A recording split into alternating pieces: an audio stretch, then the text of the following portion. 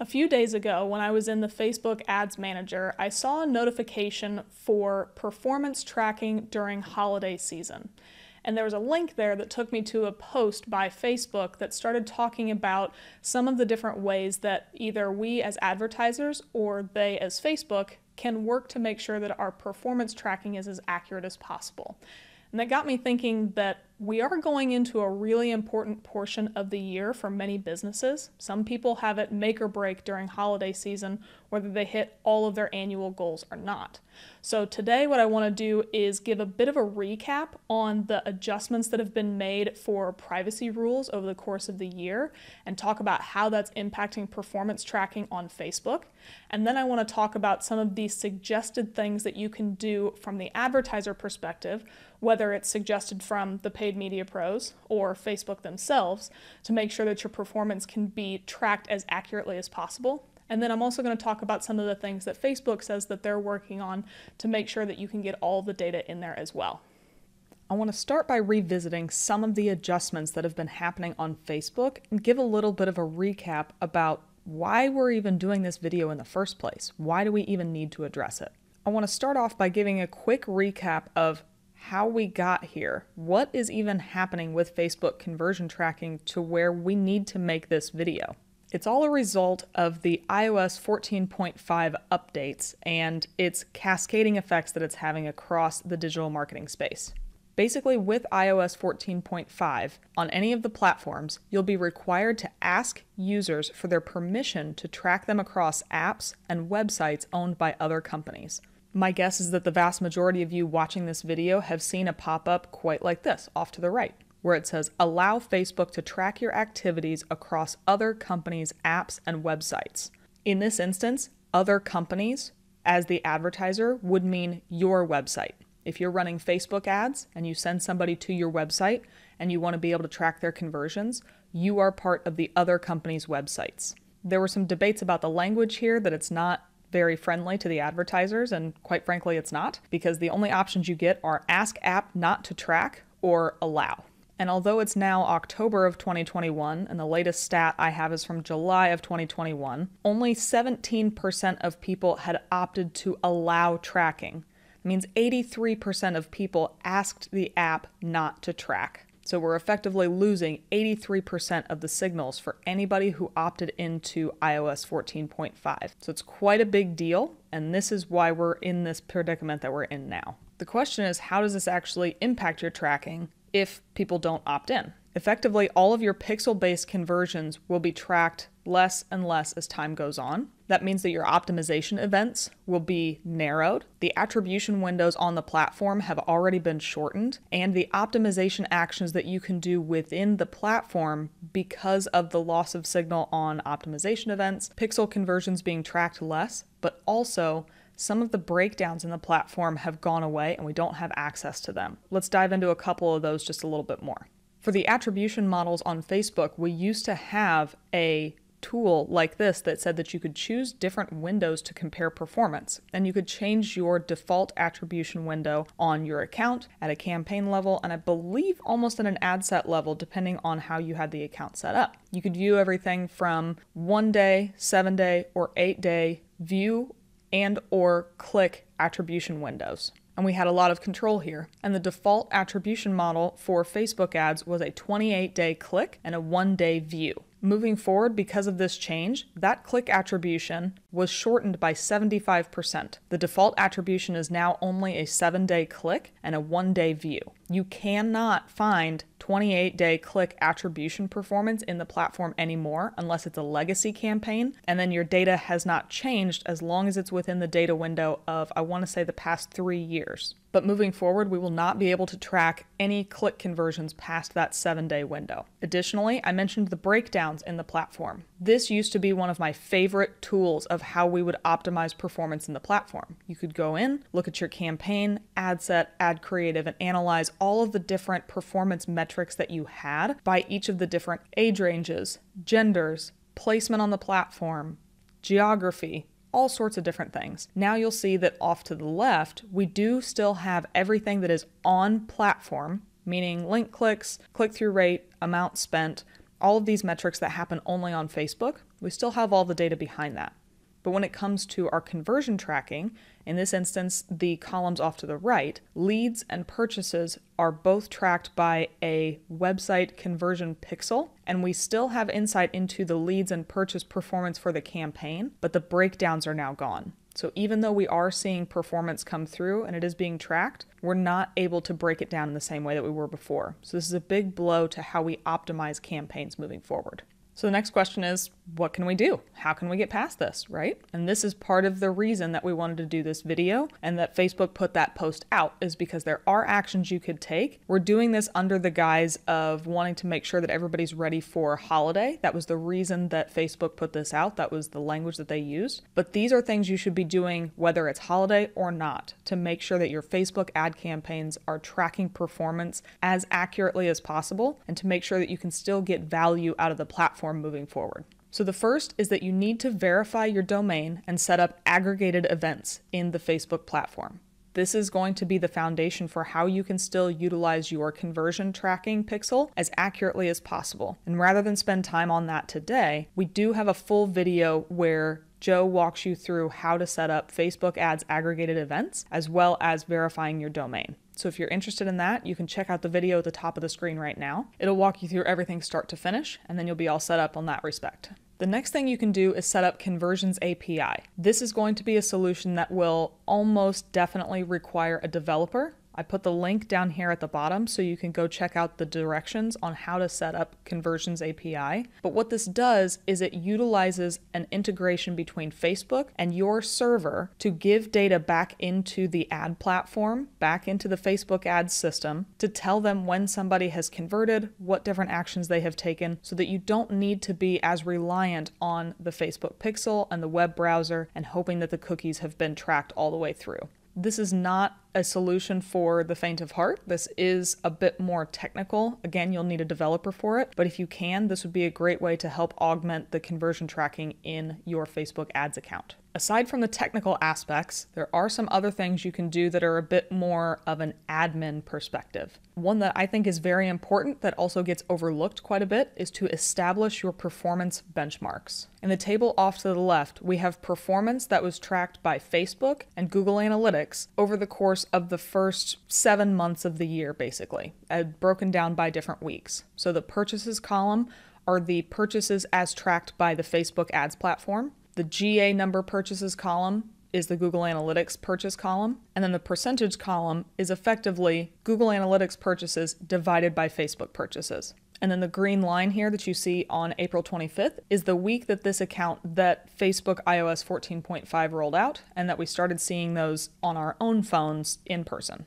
So to set up any type of benchmarks, in this example, obviously I've used Google Analytics, but you can use your own CRM, your own e-commerce platform, whatever it is, but make sure that you have something that has been tracking Facebook performance for quite a while that will still be tracking it moving forward so that you can compare the number of purchases you're seeing in that system versus Facebook. Because the expected outcome is that Facebook is effectively losing visibility, but it doesn't mean that you're losing the sales. We're just losing the ability to attribute them to performance. And I do want to put a visual to the data table that we have here to kind of show you exactly that metric. Here, although it's a little bit blurry, the green trending line is the number of Google Analytics purchases. The red line is the percentage of Google Analytics purchases to Facebook purchases. And the green line that goes right up and down is basically just to demark where the iOS 14.5 rollout was. As you can see here, the number of Google Analytics purchases is relatively stable. That green line does have a couple of spikes, it comes back down, but overall it averages around that 150 mark. But the percentage trend line, as you can see here, is different. The axis for that one is off to the right,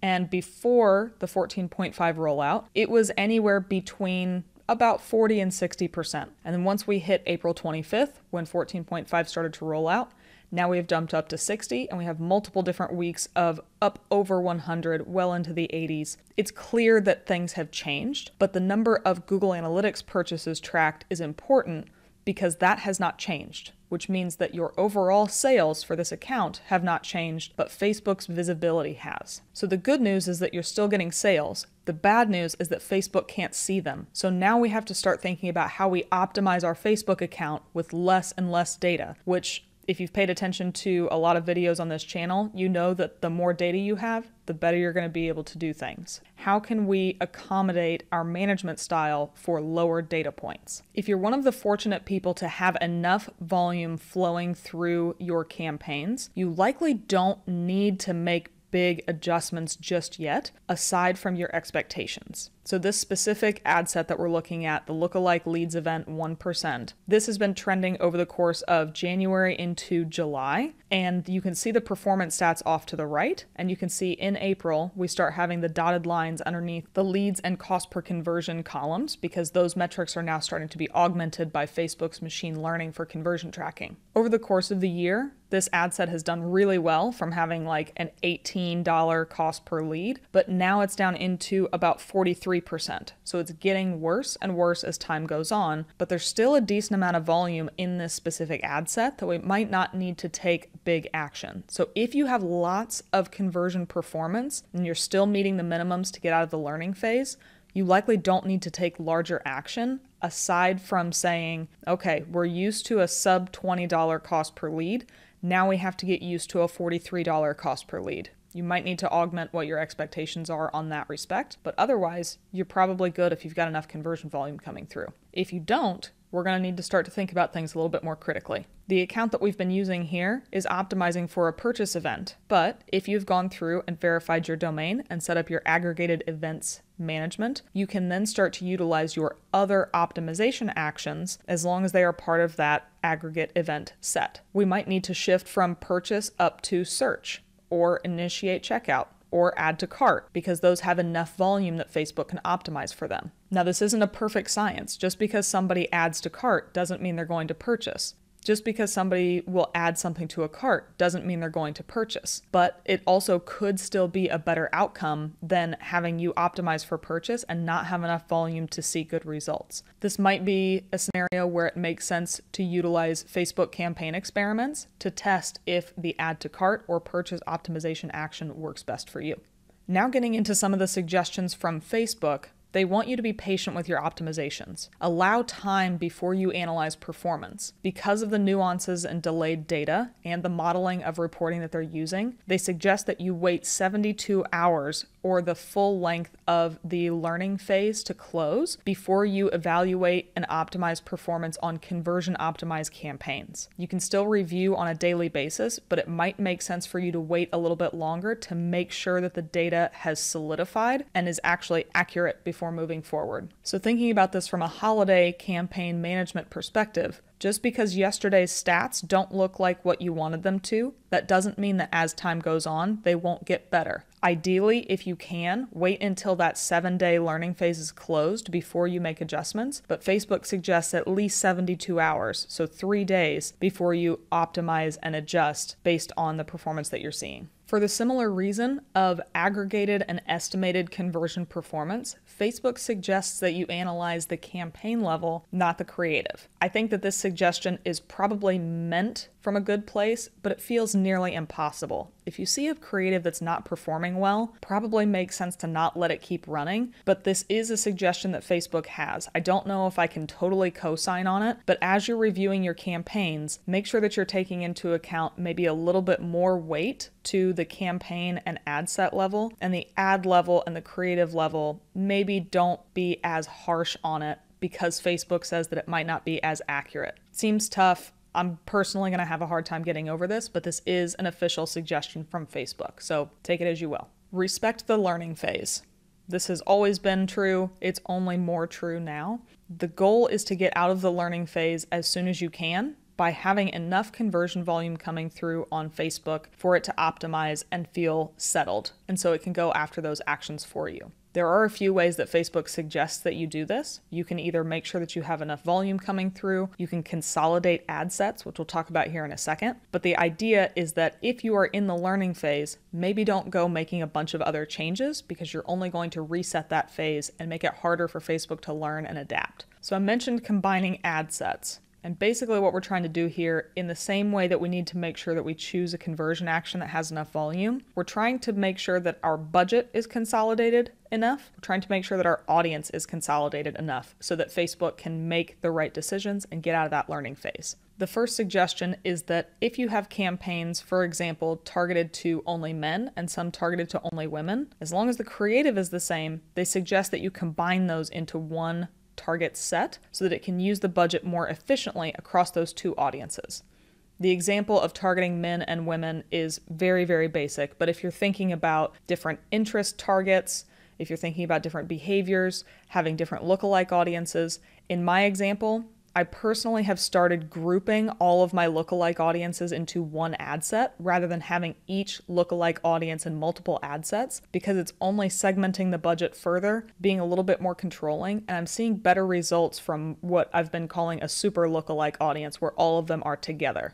So think about ways that you can combine your audience if you're using the same creative to a point where you're not losing insights on the audience that are so integral that you would sacrifice performance. And then the next point is basically reiterating the whole thing. Make sure that you have enough budget, a large enough audience, and enough conversion volume coming through in a single ad set to get out of the learning phase as soon as possible. This could be a time of year where we sacrifice the die-hard marketer in us that wants to know how each individual creative works for every audience and has a very controlled budget. We might need to start combining those together to see better results from the Facebook ads platform this year. But it's not all on us, and they understand that. Facebook is working to help a little bit, so here are the things that Facebook is working on.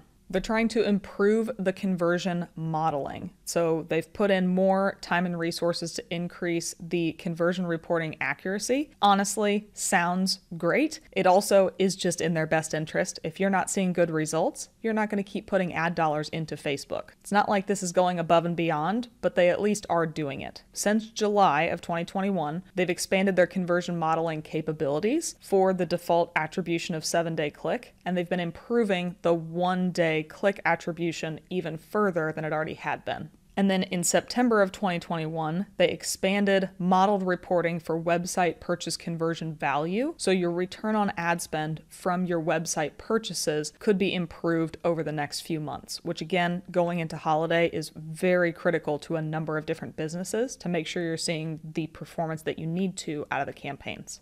They're also accelerating investments on the app tracking side. So they are trying to work to make sure that you're seeing better performance coming from your view-through attribution for app events and making view-through attribution for default web events a little bit better as well. They're also working on tracking web conversions for people who don't own the top level website that they work on. So marketplaces where multiple small businesses can sell goods under the same web domain. So in this instance, I'm thinking things like Etsy are probably the right type of things that they're trying to figure out here. They're trying to work on making that a little bit more accurate as well, because those users don't really have the ability to put a Facebook pixel on those platforms. Lastly, they're working on extending the ability to measure in-app conversions that Scan cannot track. So basically, they're trying to get conversion measurement in apps that have already been installed. And they've been working to discover bugs. In this example, they talk about the Scan network and how it was underreporting by about 10%. But they are trying to improve that, and they're trying to do that across all of the different platforms, to be honest. So they're working on making everything as accurate as possible. We're not going to get all of the nitty-gritty details, but just know that Facebook is working on it, which again, it's not always that you can trust an ad platform to work in your best interest, but in this instance, it's in Facebook's best interest to work on your best interest. They are going to do everything they can to make sure that the conversion tracking is as accurate as possible and is counting as much attribution back to their campaigns as they can. Otherwise, you as an advertiser will not invest in the platform anymore. So in this instance, we are aligned. Facebook does want to track all of the performance just in the same way you want to. So this is one that I feel a little bit better, can sleep a little bit better at night, that Facebook is trying to do what we want and what we need from them. So as a quick wrap up to this entire video, Facebook conversion tracking is only going to get more difficult in this holiday season, unfortunately. It's been getting difficult as the year goes on, and it's not going to be a lot better in this holiday season unless you start to take action and Facebook makes some good advances. So you do need to be ready for that, but they are working on their side of it. They're trying to make sure that Facebook can track as many conversions as possible across as many platforms as possible. But you also have to do your job. Verify your domain and get your aggregated events set up. And if you can set up conversion API, all the better to you. I absolutely encourage it. Make sure that you're setting other benchmarks from other platforms and you're utilizing other forms of tracking, whether it's UTM tracking, something along those lines. Definitely need to make sure that you have multiple different ways to try and attribute back to Facebook or any other platform for that matter during the holiday season. Lastly, make sure that you adjust your campaign goals and management style accurately for this holiday season. We need to optimize for a goal that has enough volume coming through, and we also need to make sure that we don't go too crazy on all of the changes because the learning phase is going to get more disrupted, and with conversion modeling it's going to be a little bit more difficult. That also means that in some other areas you might need to be patient to let data settle and come in and see how accurate it's going to be before you make adjustments. Now I know this is going to be very difficult for short run promotional things, like in the US, we've got Black Friday on Friday and then Cyber Monday on Monday. Between those two things, there's only 4 days aggregate that we have to optimize. That's probably not going to get out of the learning phase. It's going to be a little bit of a battle of wills of, do you give it a little bit of time to rest before you optimize? Do you make changes real time? I would encourage you to at least be a little bit more patient than maybe you normally would be in years past, and try and see if you can get a little bit more data through before you make a decision on how to adjust campaigns. Overall, this holiday season is going to be very impactful on a lot of businesses, just in the way it always is every single year. The only problem is it's gotten a little bit more difficult for us advertisers to see and attribute performance back to the Facebook ads platform. So although there's no perfect scientific method for overcoming these hurdles and seeing great results, I wish all of you the best of luck. Hopefully everything goes well, and make sure that you've done your part ahead of time to try and attribute performance back to Facebook as well as you can. If you've heard of any other specific strategies for Facebook for the holiday season coming up, or if you have any additional questions that we didn't address in this video, we'd love to hear from you in the comments. Thanks for watching our video. If you thought it was useful, give us a thumbs up below. We release a new video at least once a week, so if you want to get notified of when a new one comes out, be sure to subscribe to the Paid Media Pros channel.